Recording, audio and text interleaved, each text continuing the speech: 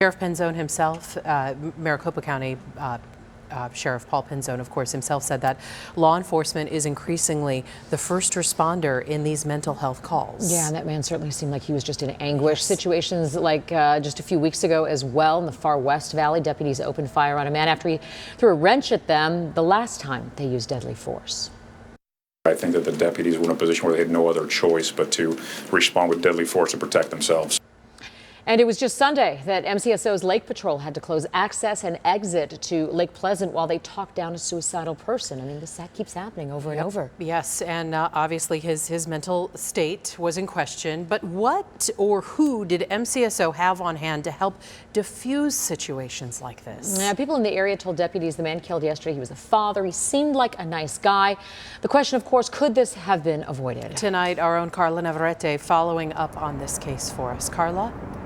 Yeah, and I can tell you that Sheriff Penzone in the past has said that situations like the one in Buckeye and the one yesterday are very fluid. Many times it's the family members themselves who have called for help from law enforcement, and they themselves are the ones who see their loved one killed by those officers.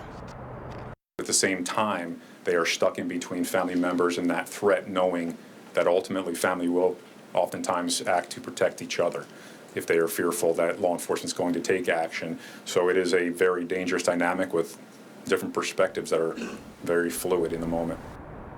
And that is exactly what Chris Love explains to us happened. We get that perspective from him. He is the man who shot that video that you just saw there for about 3 minutes.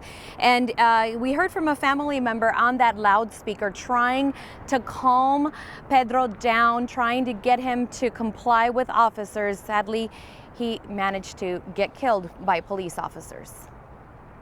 Never, not once did I see him point the gun. He walked back and forth from his truck and then came back out with both hands, with the phone in one hand or the bottle in the other. Chris Love was no more than 200 feet away. He was drunk. He laid on the ground right at the very end before they shot him. He sat back up and he's crying. He is crying because he knows he's gonna death by cop. Recording for about 40 minutes as deputies surround this man named Pedro. It's hard to see that because, you know, anybody could be put in that position where they're put to a point of just mental breakdown. The sheriff's office today not saying much, but a few weeks ago, the sheriff himself giving us some perspective as to how deputies respond to situations like this one. They are probably the most unpredictable. Penzone admits his officers received twice the requirement by state law when dealing with those who are in duress and irrational. Chris says it was evident to him that this was the situation for Pedro the moments before he was killed. He's crying and he's on the phone with family. You can tell him it's so heartbreaking. And then he picks up the rifle with one hand by the barrel, and before he even puts the hand near the trigger, he's shot.